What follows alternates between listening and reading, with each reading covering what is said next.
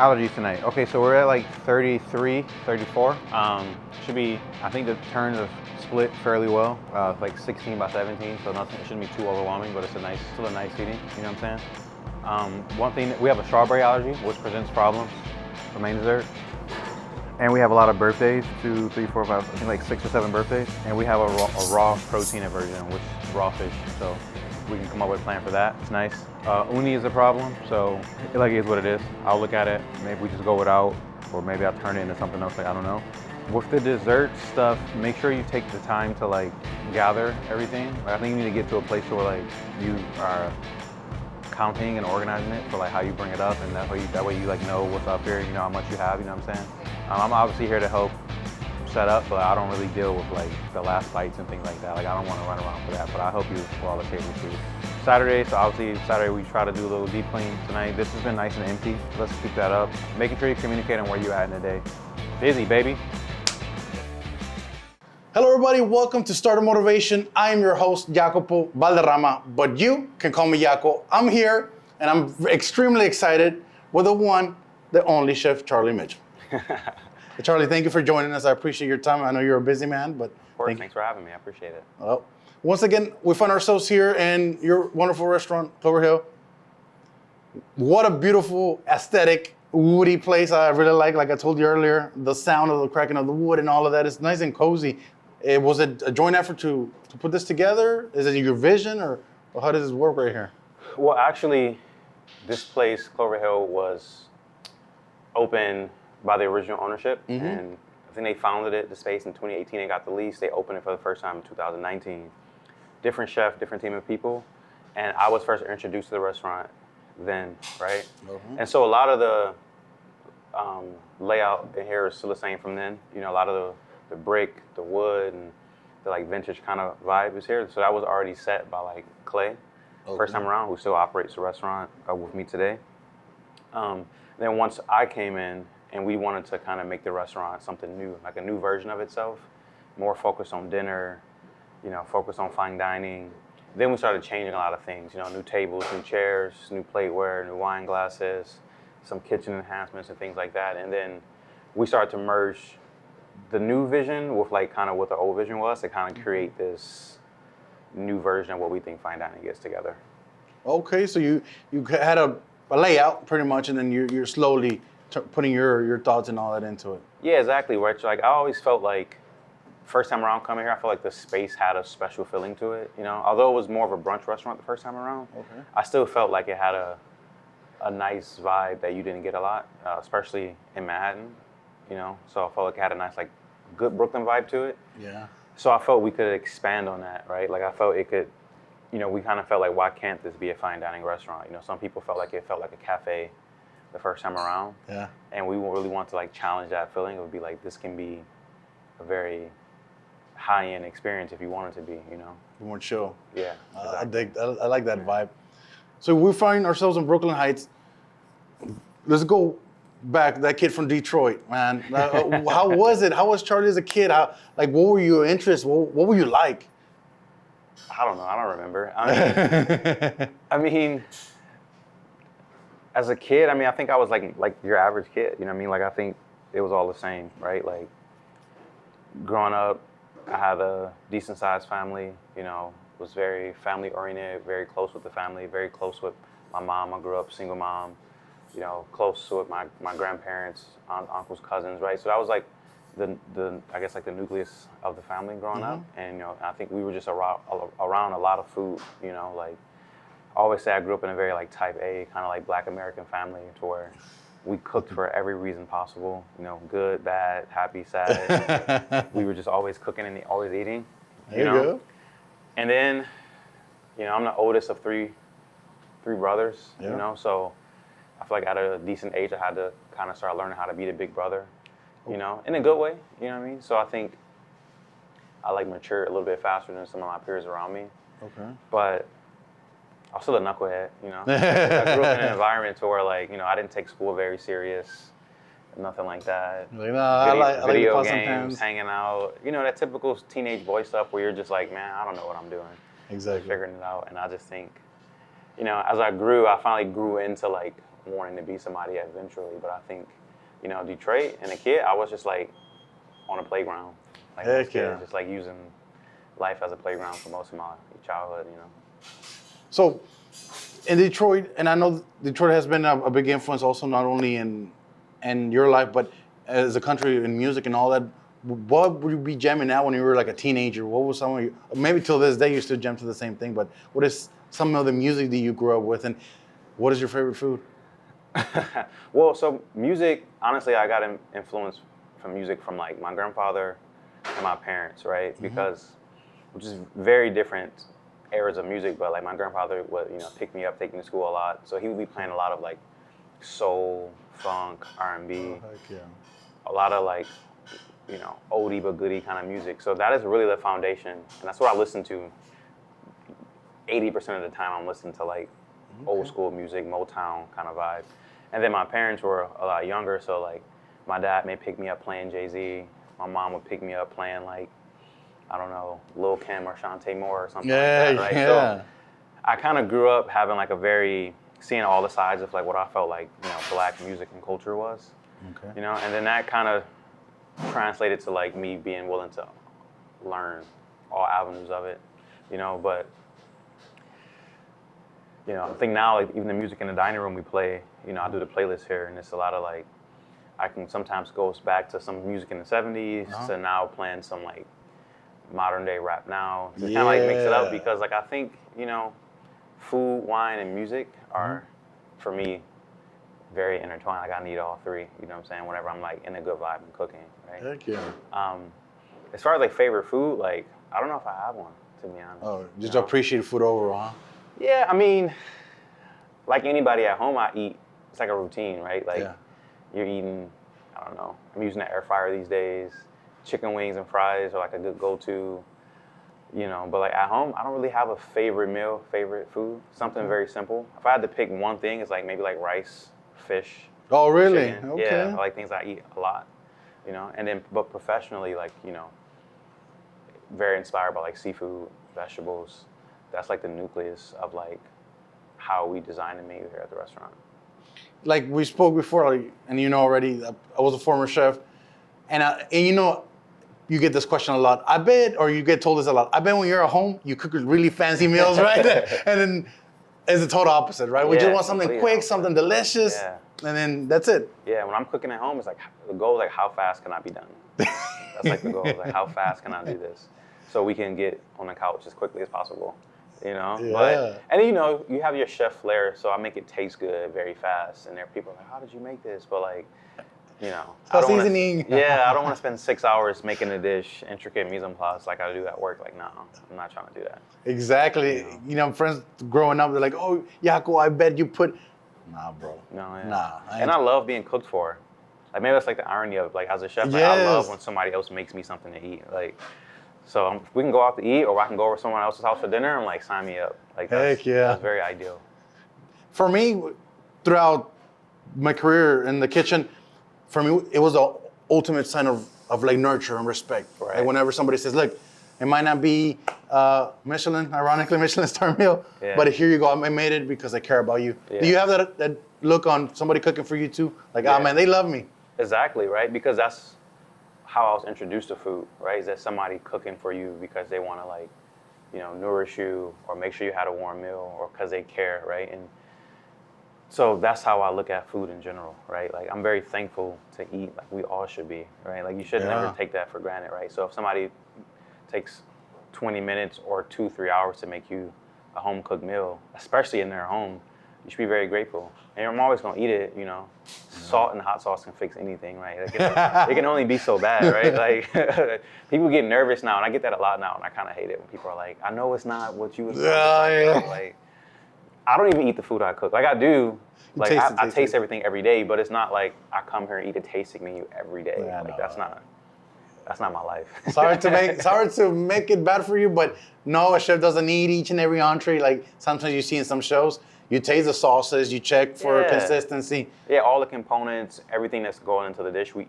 eat every day, but you're not eating the like final plated dish every night, Like you eat a version of it, And for those wondering, well, how do you, sometimes when you need to make an adjustment or want to have an idea how to taste the final dish, you make like a little improv one, right? Like you throw almost everything together, kind of. You taste it, right? Yeah, make a small one. So this restaurant is very different from the restaurants I've been in before. We have like large teams. Like our R&D process is not very typical to most restaurants, but you have to trust your instinct sometimes, right? Like, and taste everything, make it. I have a thing I say here where it's like the more you make it, the more you taste it. Yes. So that's why you make things multiple times a week, every day. Some things every day, some things every other day. That way, the more that repetition, we get muscle memory of how you make it, and you constantly making sure it's right. You know what I mean? And eventually you can look at it like that's wrong. Like you can tell like that's not right. And then, we like to catch everything during the day. So that way once we're in service and guests are here, like we know we're putting out the best version of it. Of course, sometimes you don't have the time, right? You're like into service, you're in the weeds, as we call it, right? Weeds term definition, whenever a crowd hits the fan. Right. Like everything's going, you hear the tickets, Right. But anywho, so Charlie, you obviously were influenced by your immediate family, your mom being a single mom and done a great job, raised a wonderful individual. One of the kindest, coolest people ever. So I reached out to Charlie. Charlie was so nice, was so cool. Hey, yeah, come on, let's do it. Took a little while because a lot of things going on. But with that being said, Grandma. I know Grandma, just like that dad, all award-winning whole fried bass that she prepared for you. Oh, wow. And I heard the story. So can you tell us a little bit about that? What is this bass about? What did she throw in there? What was the magic? Well, honestly, I think like, it's like nostalgia, right? It's like any memory, right? Like everybody in my family cooks because that's like, Detroit's not the biggest city in Rosa. Most people cook at home. Most people eat at home, right? So it was that I spent the most time in her kitchen, right? And maybe it was things that like she would like to eat that like my grandfather wouldn't like to eat.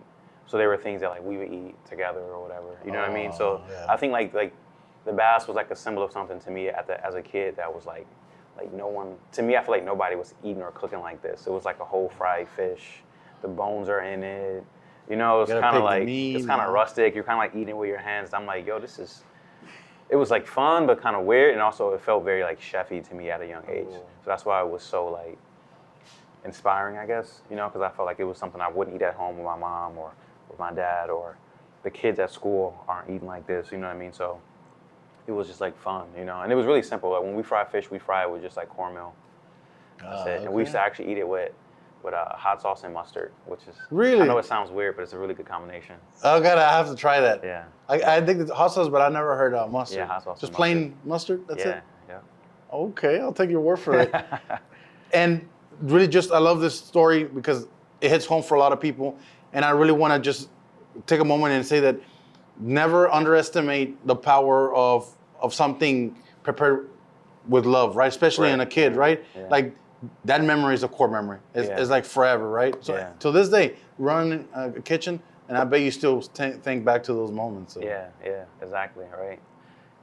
Which is good for like the connection with the food, right? Like I think all chefs, or in my opinion, at least great chefs, in my opinion, like it's hard to. But you don't think it's going to be hard, but once you start doing it, it's hard to like maintain that connection with the food because there's so much other shit going on, right? Like maybe it's like food costs and labor costs, and it's slow, and the trash didn't get picked up, or the oven is broken, all these things. But at the end of the day, like our craft, our values, like the craft and how we create food and our connection with the food. And I think those having, at least for me, for sure, having those memories to like the reasons why I started doing it, those memories are important to keep. Because that's what's going to get you out of bed at 8 a.m. to come in here and like, get to it and work a 16-hour day, right? Is that knowing that you do it for the love of cooking. That's it, really.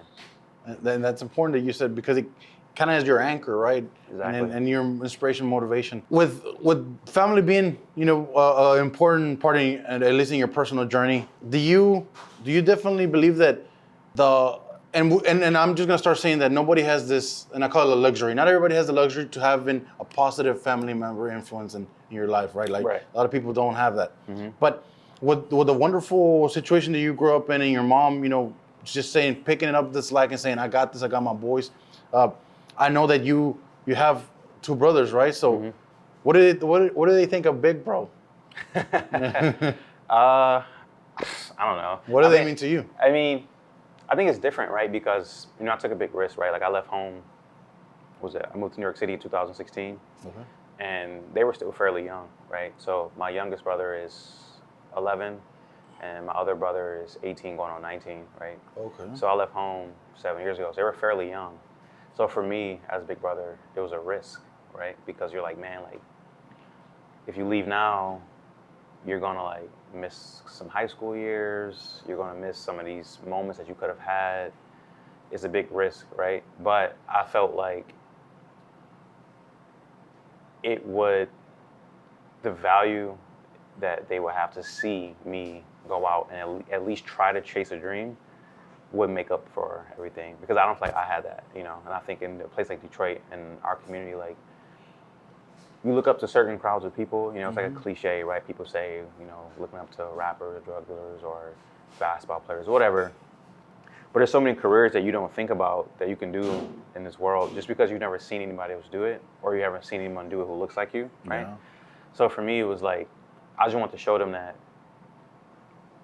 it's okay to like go after something and try something different, right? And be somebody that they could see, try something, right? Just for them to be like, my brother lived in New York, became cool, right? They can tell their friends at school and stuff that my brother lived in New York, and they get excited about that. And even like now that it's finally like, it seems like I'm like arrived, right? Michelin-starred, James Beard nomination, things that they're now like, wow, like it worked, And now like my little brother's like, he goes to college out of state, which sounds normal, but most kids don't want to leave the nest. They want to stay home. They want to stay close to family. But I think me doing what I did showed him like, oh, it's cool. I can leave Detroit.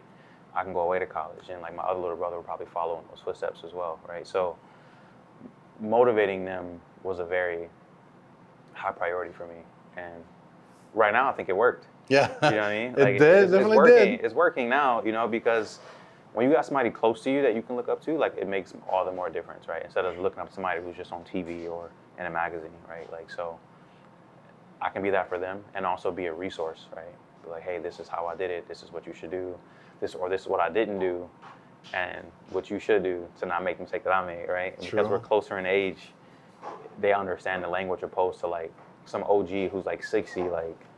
No, youngin, come on, youngin. Yeah, you know what I mean? They seem out of touch, right? They don't click, right? Exactly, right? Yeah. But I'm more in touch, so it works right now. But you did have to sacrifice those years, and like it was what it was. But I think we're making up for it now. Well, definitely, and in the moment, we hear you say it now, and I know a lot of people watching, they hear you say that, but we understand it in the moment. It feels, I don't want to say endish of the world kind of thing, but you're tearing yourself out of your family. You almost feel a little guilty at times, like, yeah, for sure. Am I being selfish? Yeah. But it's what's required on chasing a dream, and that's the hardest thing for people to understand. You're gonna have to do the most uncomfortable things that may even seem a little bit selfish. Or I know people told you, hey, why are you doing that? You live in a big city already. You can find a job here, XYZ. Yeah.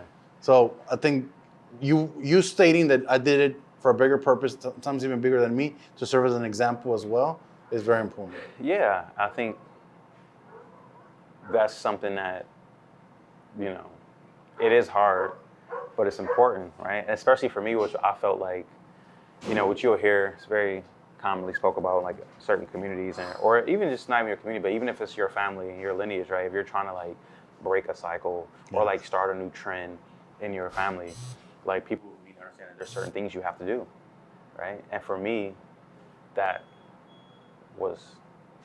still is a goal of mine, right? Like if we're gonna create wealth, like within the immediate family, like within my household, maybe it's my mom, my brothers, my fiance now, etc., her family, right in that circle, like somebody has to do something to do it, right? So the goal is like, well, how do you do that? And like, if you're focused on doing it, you may miss a couple birthdays, you may miss a couple holidays, but like if it works in 10, 15 years, you can be like, well, this is why did it?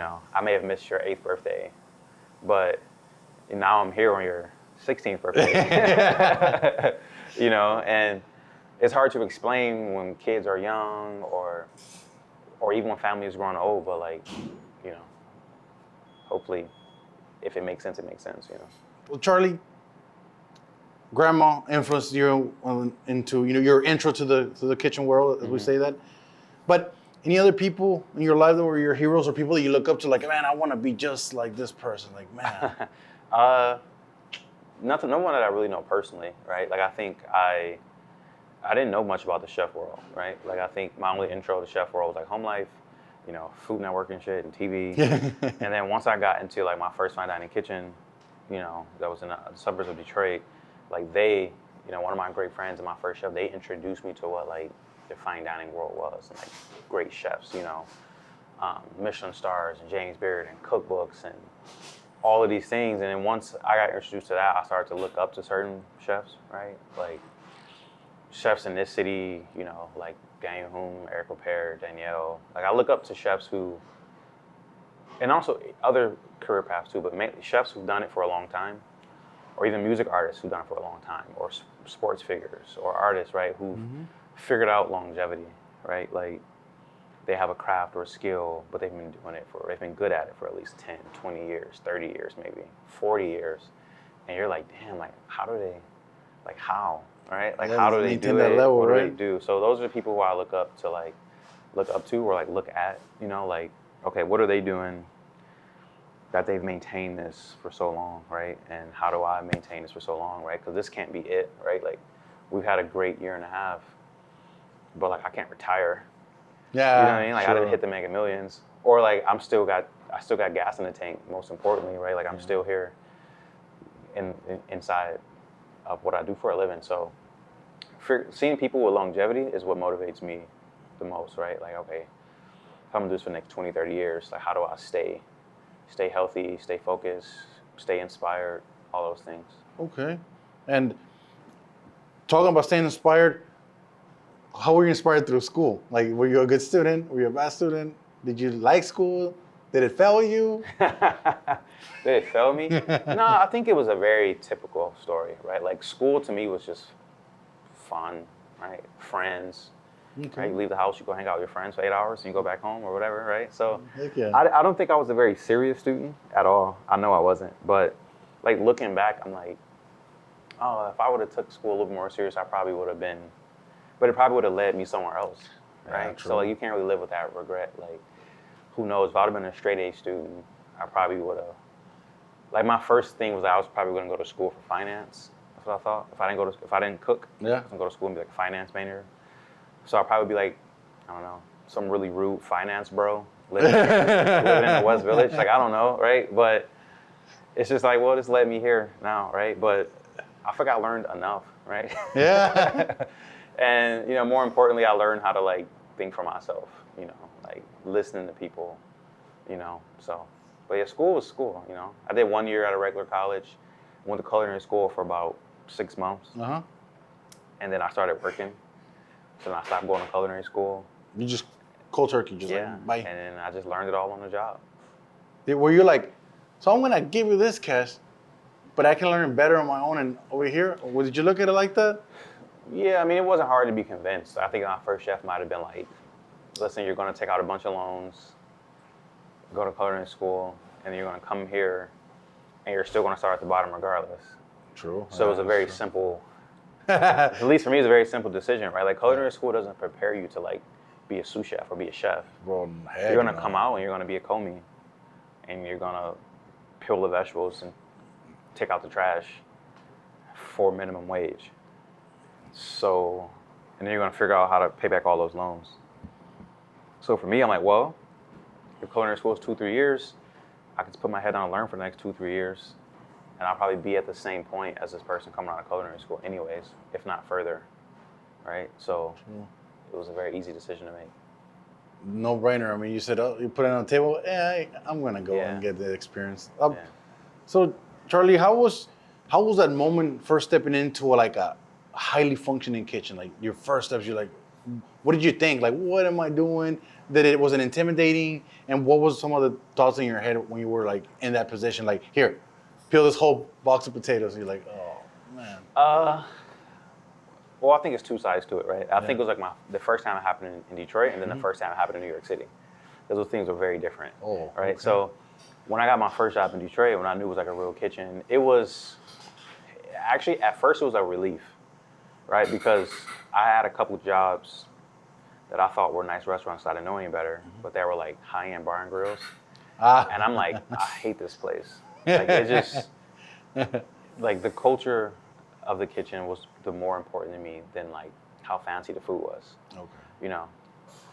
So when in Detroit, it was more of a relief. I knew I didn't know shit and I knew I sucked, but at least it was like, it was clean, that they were like professional, they were like, yes, chef, and it was like, they had their own knives, you know? So I was like, oh, this is dope. Like, this is where I want to be.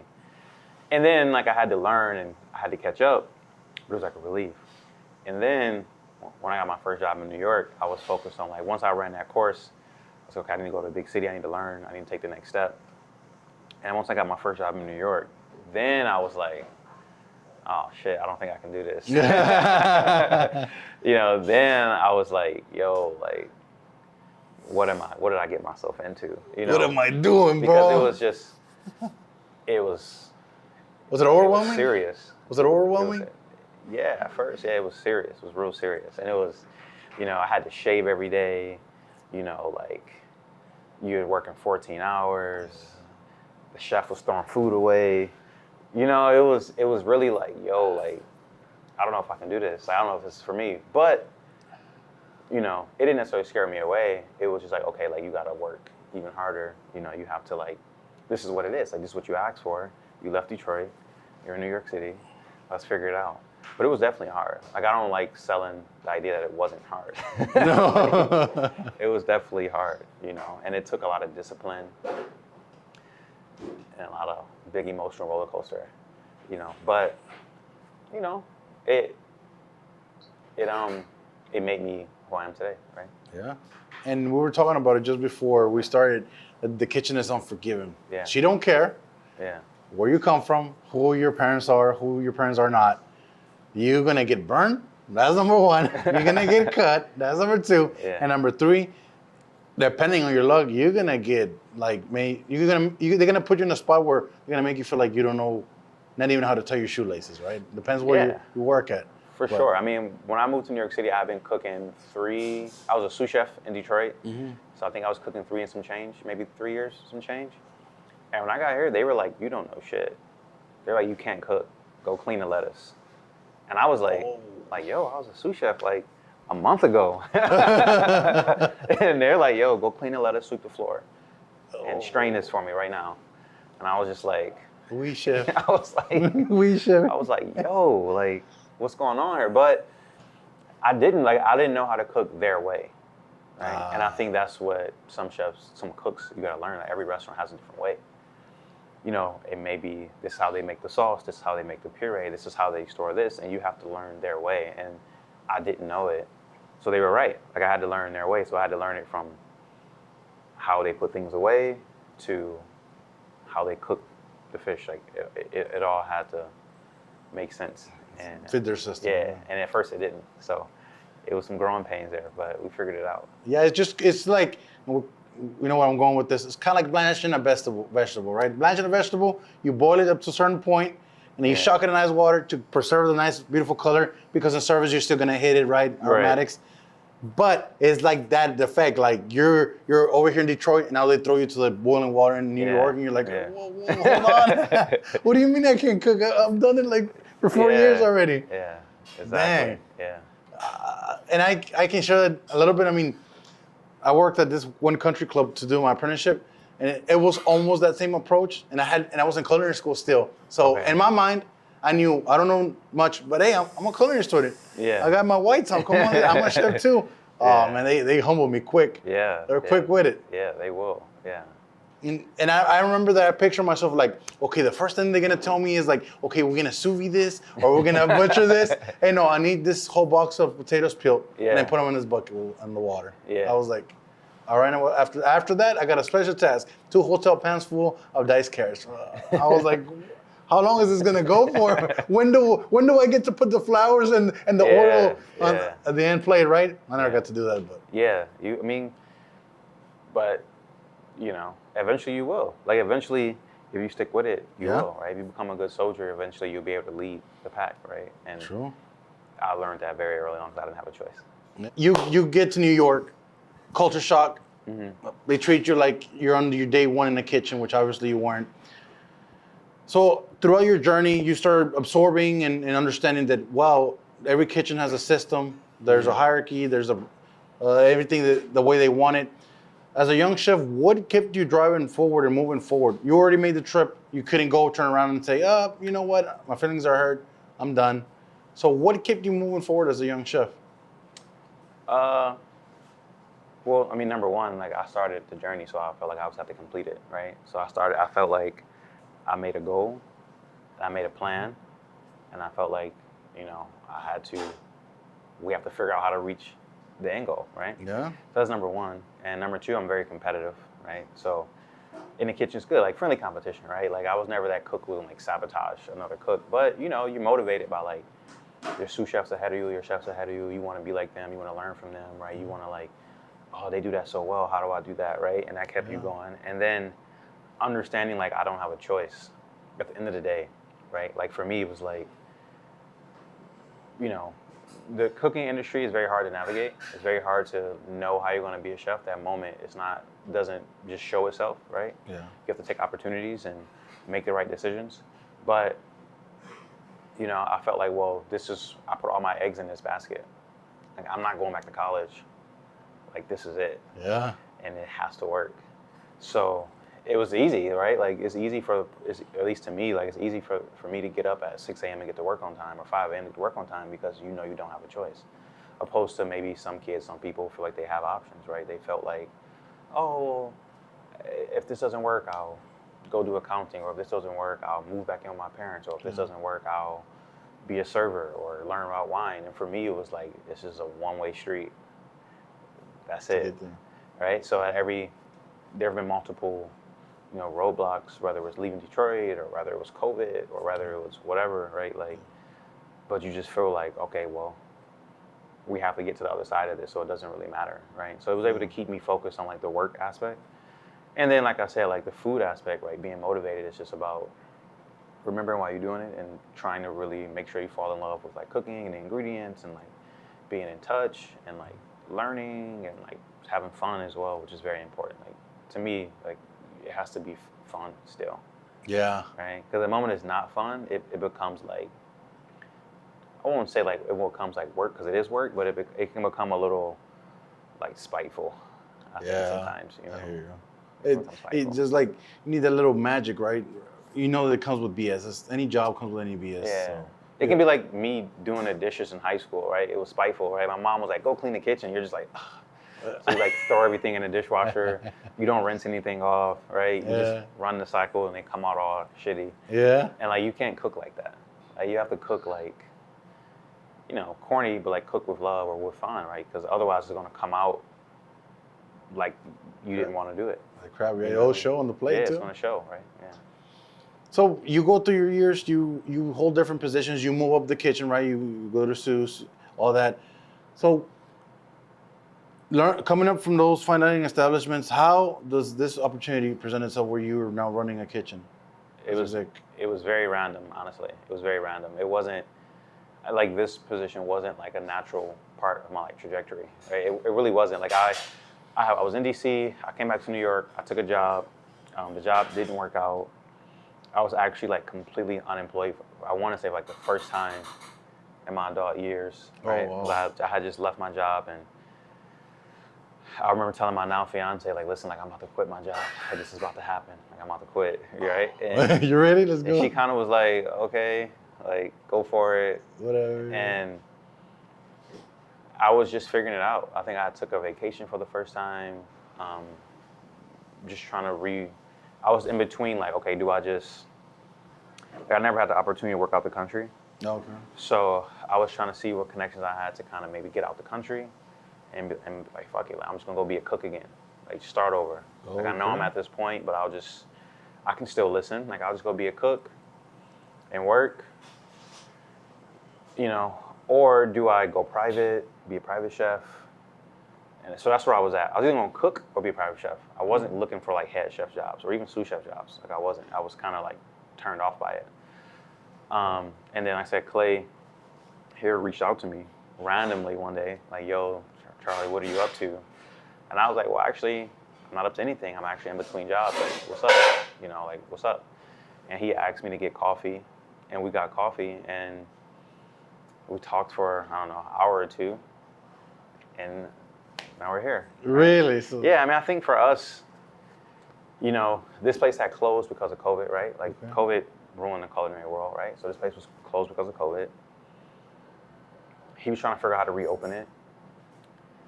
I was in between, a little uninspired, a little bit, you know, didn't know what I wanted to do.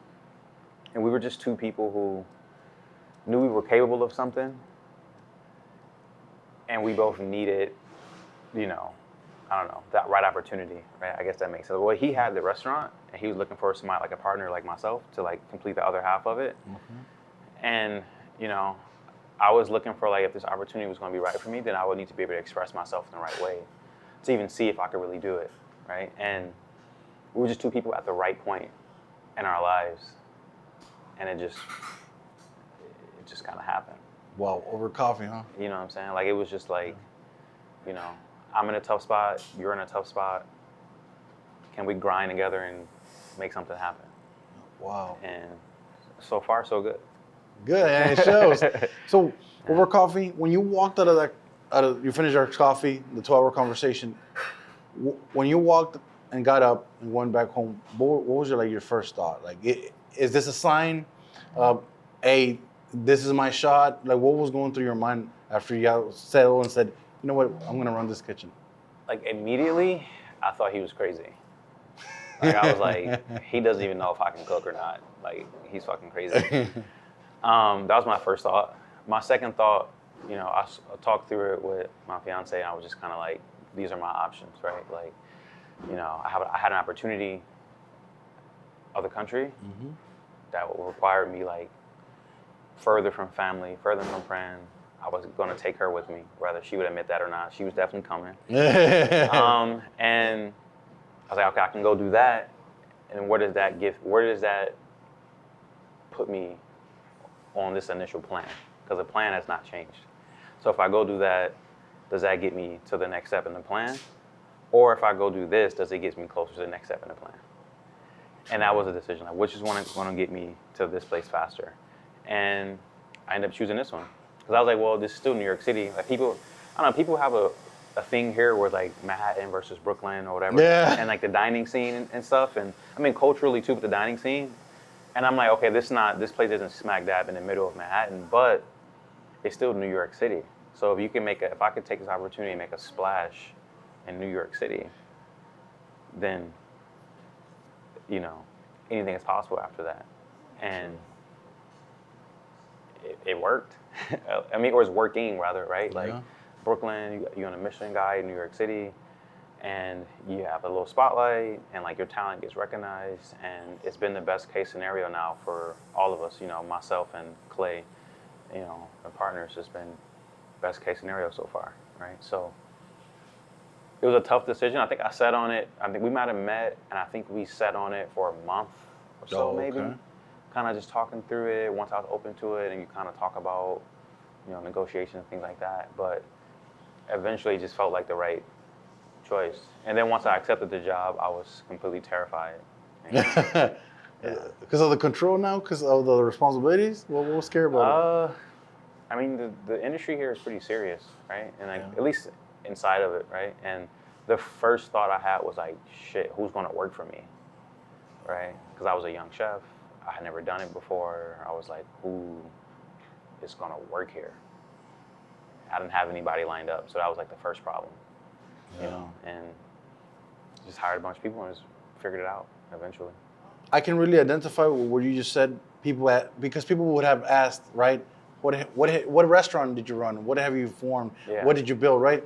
And I know we were talking earlier, the same thing with what I'm doing here. A lot of times, okay, you want to speak, but yeah, so what have you done? And then, but you took that leap, right? This was your opportunity to build that and form your reputation, which it couldn't have turned out any better. Now, as we all know, Clover Hill and you and your staff have earned a Michelin star.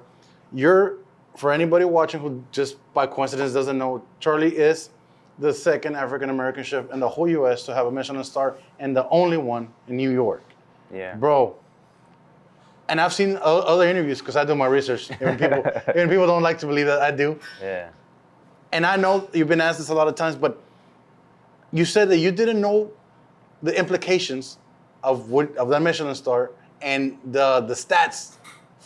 Now that I just mentioned that it came with it. Mm-hmm. So the moment you get told you have a Michelin star, the moment you get told you're the second one in the country and the first one in New York being a culinary mecca, bro, in the world, what did that feel like? What did you think? Well, I mean, that night, it was so many, there's so many emotions and shit. So like, I didn't really take it in. I think I took it in. Like, I think somebody might have said it or told me that night, like maybe at like the after celebration or whatever. Mm-hmm. And I thought it was kind of crazy. Then I took it in the next day, and I also still thought it was kind of crazy.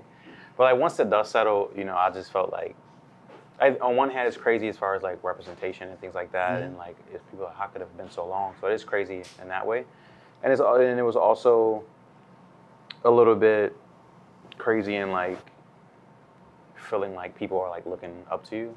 You know what I mean? And I think for me, it was just about like after the dust settled, just kind of embracing it, right? Like embracing that people younger, or either I can motivate people that's young cooks, no matter what color they are, that looking at, okay, this guy's 30 years old, Michelin star in Brooklyn, that's motivating. Or people of color who like now have somebody who's done it that looks like them, and in this kind of city, I just embrace it, and I'd be, just excited to be a resource and represent and, move. I don't know if I can open any doors or move into space any kind of way to like open doors for others. It's like, it's awesome, right? You can't like shy away from it. I don't necessarily wear it on my sleeve, like, yeah, like a lot, but Michelin star clip right here. Yeah, but whenever like cooks or chefs reach out to me, like I may not get back to them like immediately, but eventually I do, and I'll just tell them like what it is. Any advice I can give, I give it. That's great, and I really take this moment because when I went to culinary school and I cooked, I left it.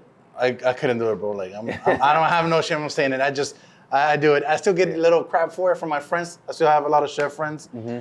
but and I'm gonna tell you with all due honesty, because my wife knows it. Being able to sit here, being able to share your story, in a little tiny piece of my heart, it feels like I touched the Michelin world. So I want to thank you for that. It's the closest I'll ever get to, but it does feel. And I do see myself reflected in some particular way when I seen you. And I already told you how I came across you. I'm on YouTube. I watch a lot of cooking videos. They said, hey, look, watch this one. And the moment I seen you, I see your staff. Everybody in your staff would look like somebody who would be my friend, who my boy, who we grew up together. So that really struck a chord in me, and that's what made me reach out to you. But I just want to say how proud I am, not only of you, but of your kitchen stuff. Because I know it takes a team to make this engine work and run. Yeah. And I know it requires not only sacrifice from you, but from them too. Yeah, it does. And that's why I like, for me, is like, I mean, like the chef is the chef, right? Like you can't have a fine dining restaurant without a chef, right? You just can't. But it does take a team. Like I don't do everything myself, right? Like I'm not that. I can't, right? I only have 2 arms. It's only 24 hours in a day. Yeah. So it's very important to me that the cooks, like how we run the kitchen, like the cooks, they work a lot.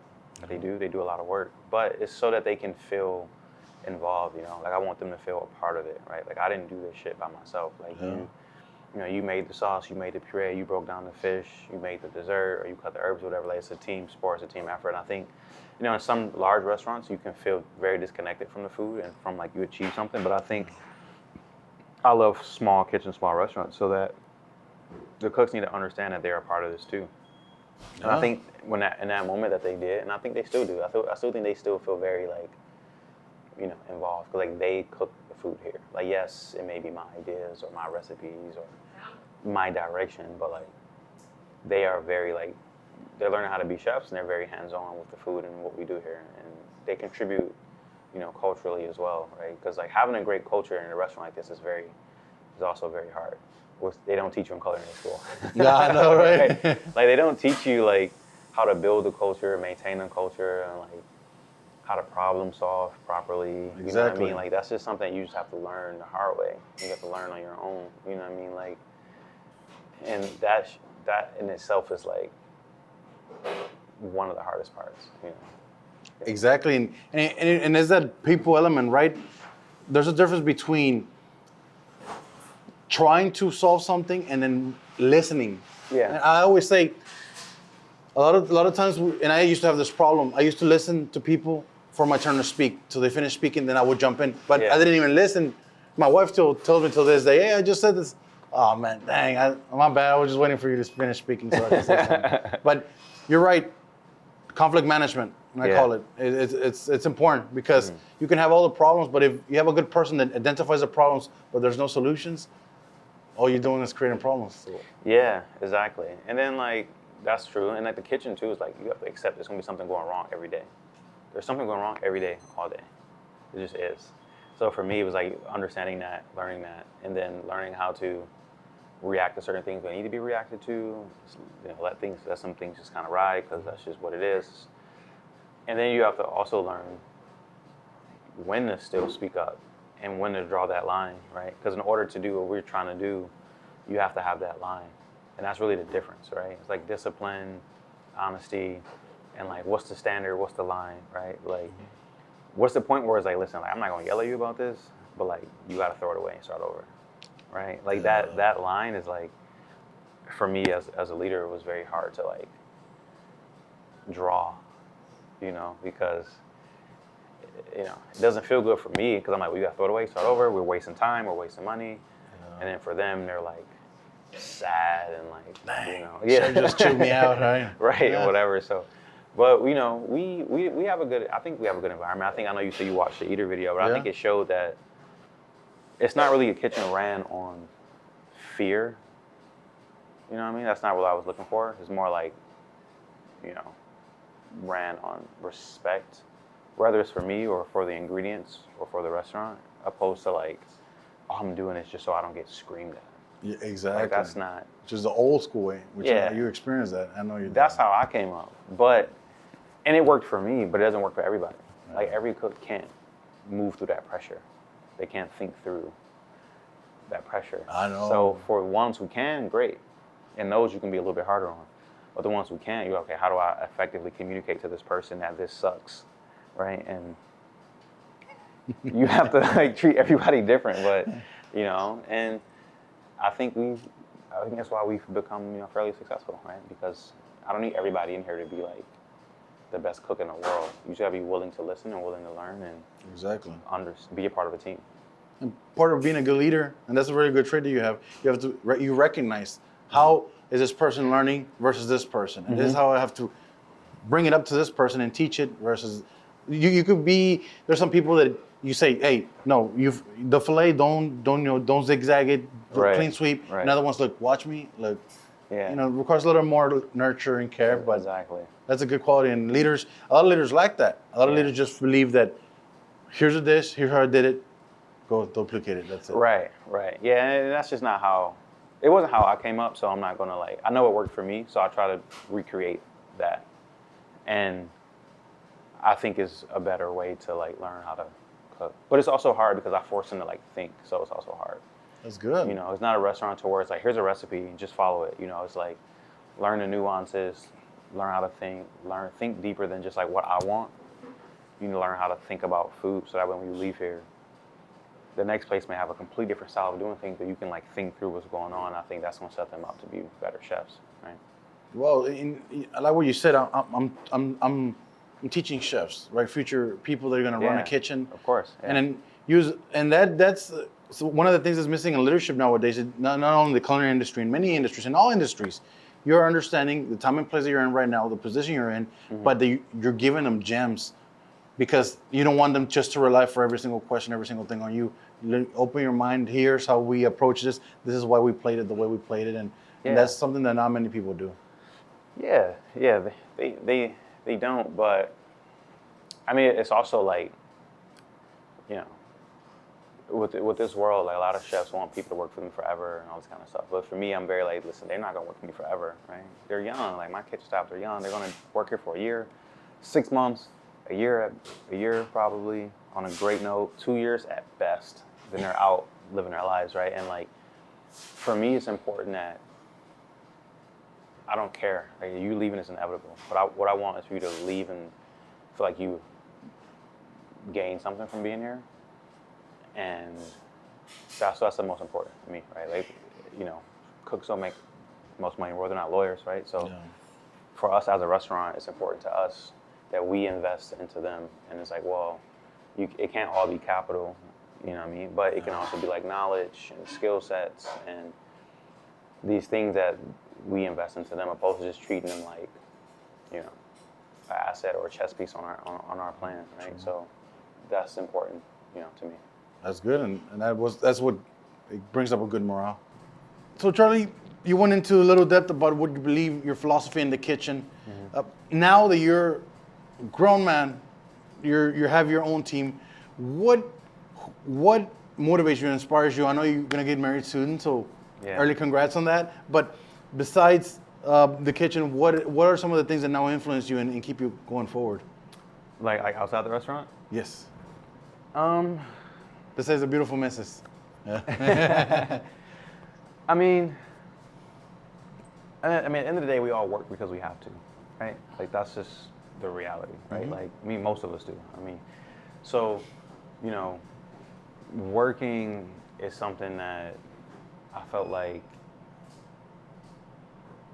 when I looked at work and I found when I chose cooking, it was something that I wanted to make sure that whatever I did for a living, not to say it's the most important thing in the world, I'm not saying it's the most impactful, but I want to feel like I had something to show for my work.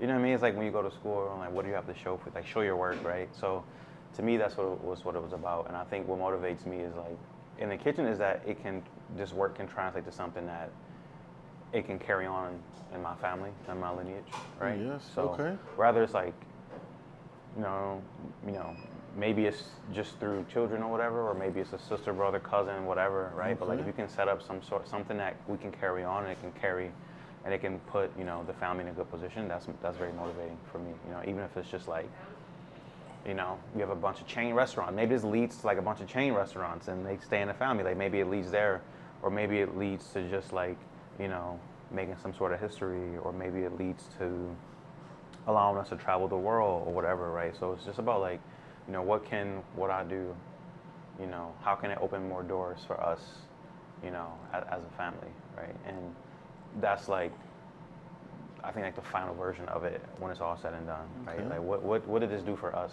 right? Exactly. So you're talking about this, it goes past beyond your generational, right? Mm-hmm. Influencing your family, helping, adding, and doesn't matter where or who, but ultimately benefiting your family. With that being said, what is a key takeaway that you might give to a young chef, to somebody who's watching right now? But and I like to say this because I'm just raw sometimes. Mm-hmm. There's somebody watching in a position where maybe they don't have enough funds, maybe they got kicked out of their house, maybe they're in a troubled neighborhood growing up, you know, coming from unfavorable conditions. What would you tell that young person or that person that is in that spot that is looking at you and saying, I want to cook professionally and I see myself through him? I mean, I think it's very, very black and white, right? Like focus on the craft first, right? That's really where you should start with anything, right? Like focus on the craft first and really learn about food and really love cooking and really care about getting better at it. And if you do that and then you surround yourself, you put yourself in the right surroundings, around the right people, in the right environment, like you will progress, right? But like none of this happens without me like focusing on like how to cook food. Like that's the only reason we're here, right? That's the only reason Michelin acknowledges us, or James Beard, or it's the only reason why, you know, me and Clay's partnership has lasted so long. It's the only reason why this restaurant is busy on certain nights, you know, is that we cook really good food, you know? I mean, now we've added to the experience, you know, we have great wine, we have, of course, we have great service, we have a great ambiance, great music, but at the end of the day, if everybody leaves here and they don't have a good meal, you're gonna see less and less guests here. Exactly. They don't Right? come back. Overnight. Right? So for young cooks, I just tell them, that's what everyone who reached out to me, they're like, how do you get a Michelin star? I'm like, because I learned how to cook. Like, learn how to cook. And they're like, man, that's messed up. Yeah. Look at it. Learn about ingredients, different techniques, learn about former chefs, current chefs, right? Like learn, right? It's so, even now, like, I'm still sometimes ordering fish here that I've never broke down before, or I've never cooked before, Okay. right? Like, because I'm still trying to, like, learn, see what's out there. You know, I reach out to chefs who have 4 or 5 restaurants, and I'm like, how did you get that? How did you get there? You know, how did you cook that? Where'd you buy those plates from? Where'd you get those glasses from? Oh, so you still do it to this day? Yeah, Okay. of course, right? Because I'm still learning, right? Like, I'm young to most chefs, right? Like, I just turned 31, so a lot of these chefs that run this city are 45, 50, you know, so they have the all game too, yeah, right? they have all the game, so I'm still getting it from them, and young cooks should get it from people like me, right? And it's a journey, it's ever learning, right? Because, you know, the food, if you take it seriously, the industry is like anything, like fashion, you know, art, music, it's going to be trends, it's going to be, you know, certain demographics, you know, you have to find your position, right? So focus on the craft, and then later on figure out what exactly you want to do and how you're going to do it. And it's great that you keep that mentality of always learning, right, and keeping yourself open and as a resource, like you said, not only to the people close to you, but people that reach out to you. Yeah, of course. Yeah. Bro, I gotta admit something, and I've been telling this to my wife. You have to be. I don't want to offend people. You gotta be like the chef with the craziest swagoo that I've ever seen in my life, bro. Your dress game is on point, like from your kicks to your shirts to your pants to your everything. Just there's this swagger about you that, and it became, you know, in the background that we come from, cooking was always seen as cool. Right. Ever Yeah, since, yeah. and course. rest in peace, the great Anthony Bourdain, New Yorker. Yeah. He made it look like a superstar, Yeah, right? he had And the then swag. people before him, Yeah. slowly before him, they started doing the same thing. But just everything that the way you talk, the way you walk, how you do it. Where does all this smoothness come from? Like whenever, even to how you set up around here, like is that your goal? Are you particular about how things should be done, not only here but also in the kitchen? Yeah, I mean, I think it's ultimately like self-expression, right? Like, you know, I think coming to New York City, like Detroit, I mean, you're influenced by culture, number one, right? So everything is there, grounded in the culture. I grew up there. And coming here in New York, like this place where you can just really express yourself, whether it's like how you want to dress, how you want to walk, how you want to talk, like everybody's here for it, right? And so I think it allows you to kind of like blossom to this person that like, you know, like being the person that you think you are, like how do you start being that person? And I think that's something that I think about like a lot. And then when it becomes like leading the kitchen, it's like, okay, how could I lead this kitchen? Do I want to just act like this person that I'm not just for the sake of like looking like a chef? Yeah. Or do I want to be like, really be the chef that I want to be and really be myself and, you know, dress a certain way outside of work, behave a certain way inside of work, and listen to this kind of music and like still walk and talk this way and like really just allow myself to like really like grow. And that's what's important to me is that like I'm myself, right? And it doesn't show here, you know, you got the whites, you got the apron, because you're doing a job, you're a professional, but you know, when you see people outside of work, it's like I want to be like myself. You know what I'm saying? Yeah. And still care about the things that I'm into outside of work, right? Like I grew up in Detroit and I grew up very much in hip hop culture. Like, of course I like fly shit. Like, why wouldn't I? Right? Like, that's what I was raised around. That's all I know, right? So I don't shy away from that. I just like embrace it. You know what I mean? And just try to, you know, I think in this world today, like people like to know who the chef is. Like, it's very, they like to know who we are and what we like to do outside of work and what things we're into. So I think it's important that we show that, right? So that people understand that we're more than just like 14 hours in a hot kitchen, you know. There's more to us than that, you know. And I think guests love that because, you know, you break down that like I feel like even back in the day, the guests used to fear the chef too. And I'm like, why do you fear the chef? Like, you don't work for him. You're just eating there. Like, you're like intimidated. And I like that. Like, you know, you should feel like, you know, I'm a person just like you. I'm just at work and you're like out to dinner. You know, that's the only difference, you know. So, yeah. Would you ever, in the future, because I know that you have all your chef gear and your chef shoes, would you ever like be in your chef gear and then maybe with some designer shoes or what? The kitchen? You know, some chefs do that. I don't think that's necessarily me. You know, like I'm really into like the kitchen swag. Like, I like having my non-slips. I like having my chef jacket on. Like I really like it. And I feel like it's like, you know, if you're going to play ball, right? Like you want to throw on the gear, throw the headband on, everything. So I like being in the kitchen, like in kitchen stuff. You know, I do. I joke about it a lot though, like gym shoes or like designer sneakers or something like that.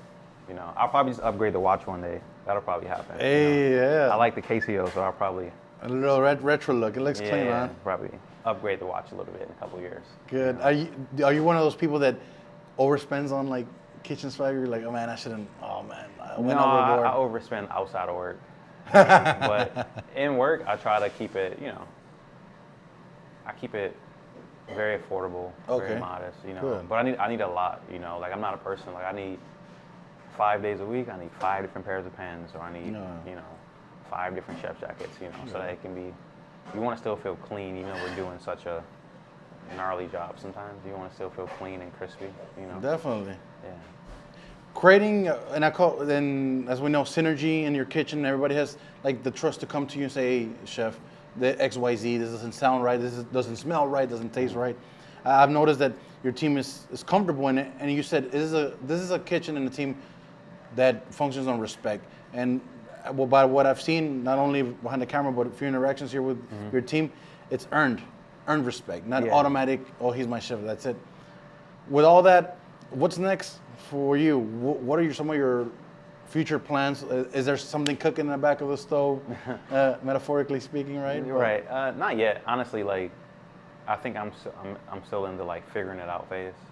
You know, like I think we opened this restaurant very fast. You know, in some ways, in our opinion, we kind of threw it together very quickly. In some ways, so I think right now I'm just really focused on like, you know, becoming a well-oiled machine, focusing on like, okay, what is my philosophy, my food style going to be for the next 10, 20 years? So I'm really focused on that right now. And as far as what's next, you know, I think like life will work itself out. I think the stars will align. And I think whatever that opportunity is or isn't will present itself when the time comes. That's an organic. I like it. Yeah, like I don't put too much pressure on like what's next. You know, I think it'll naturally happen. You know. Well, Charlie, we want to wish you the best. Thank you. On your culinary career, on you being a future hubby, and on your wedding next year. Thank you. On anything that might come up, as we know, is an ever evolving, always challenging. But I know you carry a good head over your shoulders, and you've shown that you just don't focus on the problem. You focus on trying to find a way. With that being said, Michelin-star winner, best young chef, wonderful staff, wonderful restaurant, and from me to you, I wish you nothing but success. Thank you, man. I appreciate it. Thank you for your time and attention. Well, thank you for having us, man. Yeah, of course. Yeah, I know the phone is ringing, saying, "Hey, come on, talk to me. Let me interview you." Yeah, anytime, man. Anytime. So thank you so much for having me. I appreciate it. You're very welcome.